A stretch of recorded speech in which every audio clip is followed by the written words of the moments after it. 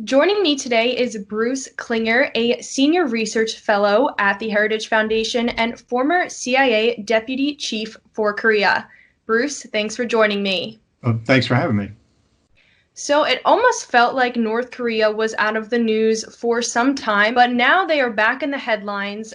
Can you explain exactly what happened? Well, remember at the end of last year, they had said that there was an end of year deadline, that they would take some dramatic steps unless the U.S. capitulated to their demands.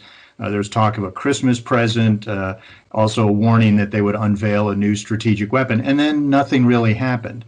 Now, that could have been because of COVID. We know that North Korea implemented very strict measures to try to prevent an outbreak there. They cut off trade with China. Even state-run smuggling was shut down.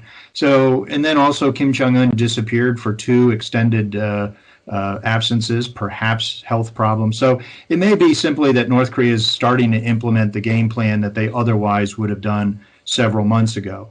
So they're using this liaison office, sort of a quasi-embassy between the North and the South, as I think the first step to what will be a series of provocative measures. Now, you talk about provocative measures. Of course, this is something that made headlines and what they did. Do you think it's symbolizing anything? Of course, this building was used for talks with South Korea and maybe an extension of the West, if you take it to that interpretation. Does it symbolize anything? Well, I think symbolizes is a very apt phrase. It's, what they've done is something that's very petulant. It's very provocative visually, but it's really calibrated to still be a low-key provocation. The building had been vacant since at least January because of COVID. North Korea has refused dialogue with both Washington and Seoul for about a year. And so no one was in the building. It was on North Korean territory. They had telegraphed that they would do something. So they sort of have a history of blowing things up dramatically. The nuclear test site entrances, the cooling tower at the nuclear production facility. But the regime, particularly Kim Jong-un's sister, who's increasingly prominent in the role between the Koreas, have vowed that this will be the first of a series of actions. They're cutting off communication. She's also saying that the next step could be implemented by the army. So there's some concern they may do something provocative militarily, either along the DMZ or along a disputed maritime boundary out in the West Sea. There are also some, I think, disturbing hints that they may take action against the North Korean defectors in the South. They have in the past assassinated or tried to assassinate North Korean defectors. And remember back when that movie, The Interview, was released a few years ago, they said that was an act of war and they might implement 9/11 style attacks against any theater showing it. So they do a lot of threats. Not all of them are carried out, but some of them are. And in terms of threats, I saw your article that you wrote this morning for the Dispatch. You talk about 2 years after Singapore, the North Korea threat remains. Can you just talk about what you went over in that article and why the United States should be aware of what's going on? Right. Well, North Korea has been a military problem, obviously, ever since the 1950s. And the nuclear problem is one that has bedeviled successive administrations, Republican and Democrat, in the U.S. We've had 8 failed agreements with them, the international community. So the Singapore summit, there was a lot of hype about it, both before and after. The president declared the nuclear threat was over. They were starting to denuke all over the place. We can sleep peaceably at night. In fact, they've done nothing to reduce not only their nuclear threat, but their overall military threat to the South Korean and Japanese allies, as well as our forces there, and the continental U.S. So since Singapore, they've continued to build ICBMs. They've probably produced fissile material for another 10 or more nuclear weapons.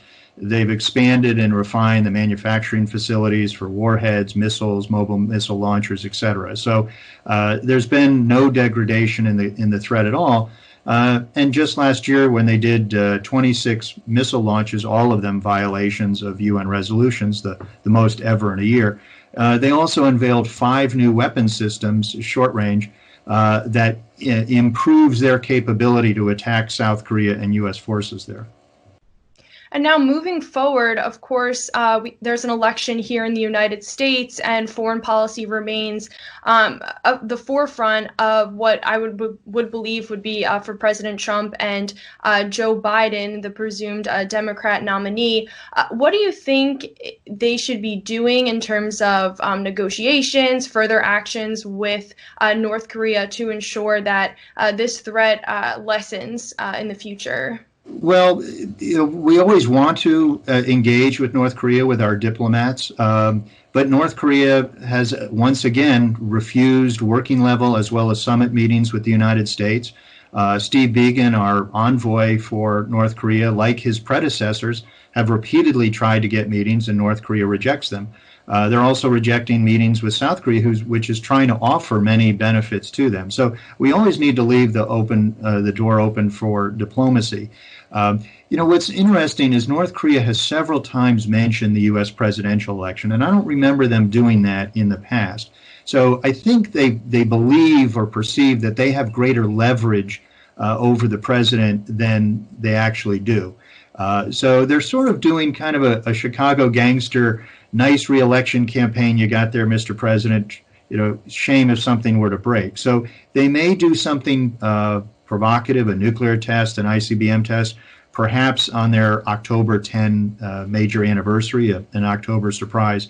But the U.S. election's not going to revolve around North Korea, whether we have a deal or not.